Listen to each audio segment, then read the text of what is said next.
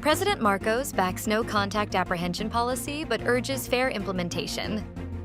President Marcos expressed support for the no-contact apprehension policy, calling it a good initiative that can help promote discipline on the road and curb corruption so long as it is implemented properly. Marcos said the idea behind NCAP is sound, especially if the goal is to ensure consistent enforcement of traffic rules and reduce opportunities for bribery. The Philippines mulls raising alert level in Israel and Iran. The Philippine government has called on Filipinos in Israel and Iran to avail of the government's voluntary repatriation program amid plans to raise crisis alert level 3 in both countries because of the ongoing exchange of missile attacks.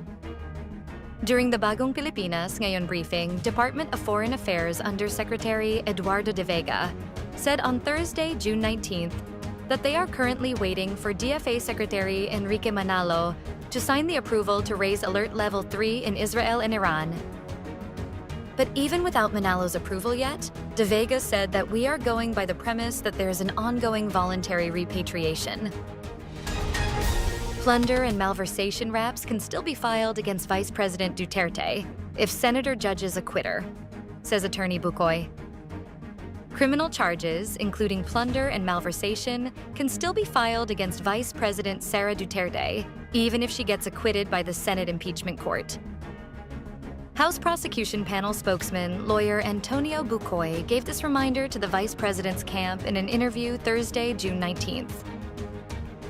A judgment of not guilty will not bar the government from suing or charging the impeached official for liabilities for plunder, violation of RA number 3019 as amended for malversation under the revised penal code, and so on, he said, referring to the Anti-Graft and Corrupt Practices Act. Motorists brace for nearly 5 pesos per liter fuel hike next week.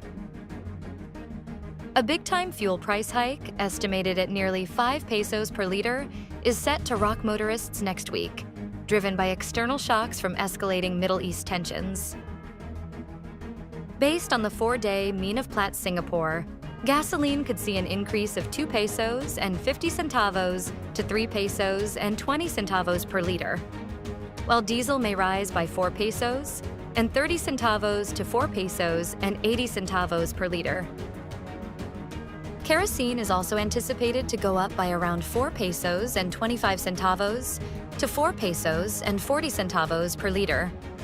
These adjustments are likely caused by the ongoing geopolitical tensions in the Middle East, particularly between Iran and Israel. Foreigners evacuated by air, land, and sea as Israel-Iran conflict worsens. Countries are evacuating their nationals from Israel and Iran by air, land, and sea as conflict rages between the bitter rivals. Days of attacks and reprisals by the two enemies have shuttered airspace across the Middle East, severely disrupting commercial flights and leaving people unable to get in or out of the region easily. Some governments are using land borders to get their citizens out by road to countries where airports remain open. Thousands of foreigners have already left since the conflict started last week, when Israel launched surprise missile strikes on Iran. Stay updated with the latest news. Visit our website at www.mb.com.ph or follow us on social media. Thanks for tuning in to the Manila